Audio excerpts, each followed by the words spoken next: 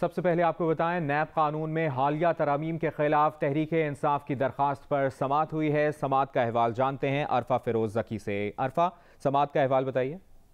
जी बिल्कुल, supreme court of Pakistan में नैब कानून में हालिया तरमीम के खिलाफ तहरीक इंसाफ की दरख्वास्त पर आज समाअत की है। चीफ जस्टिस उमर अता बंदयाल की सरबराही में 3 रुकीनी खसूसी बेंच के तहत ये समाअत हुई है।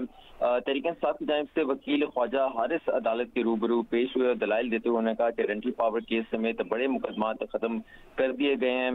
हालिया तरमीम के जरिए तीसरे फरीक के मालियाती फायदे को नैब की पहुंच से बाहर कर दिया गया है। चीफ जस्टिस ने रिमार्क दिए कि हम अब भी नैब कानून को जांचने के लिए कसौटी की खोज में है। जस्टिस मंसूर अली शाह ने दौरान समाअत रिमार्क दिए कि हम कानून डिजाइन करके पार्लियामेंट को कैसे भेज सकते हैं। कल कोई शहरी आ जाए कि 10 रुपए करप्शन पर नैब तहकीकात करे, सिलसिला कहीं ना कहीं तो जो वो जरूर रुकना चाहिए। हम पार्लियामान के अमूर में क्यों और कैसे मुदाखलत कर सकते हैं। नैब कानून क्या होना चाहिए ये सुप्रीम कोर्ट कैसे तयन कर सकता है।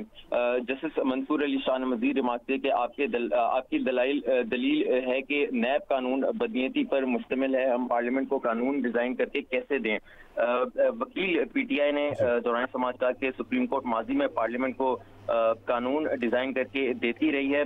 सुप्रीम कोर्ट ने वापस होने वाले नैब रेफरेंसेस का तमाम रिकॉर्ड महफूज बनाने का हुक्म दे दिया है। तमाम रिकॉर्ड्स को डिजिटलाइज भी किया जाएगा और सुप्रीम कोर्ट ने वापस होने पर तमाम रेफरेंसेस की तफसीलात भी तलब कर ली और समाअत कल तक के लिए मुलतवी कर दिया। जी, कल तक समाअत मुलतवी कर दी गई है। अरफा फिरोज, आपने अपडेट किया, शुक्रिया।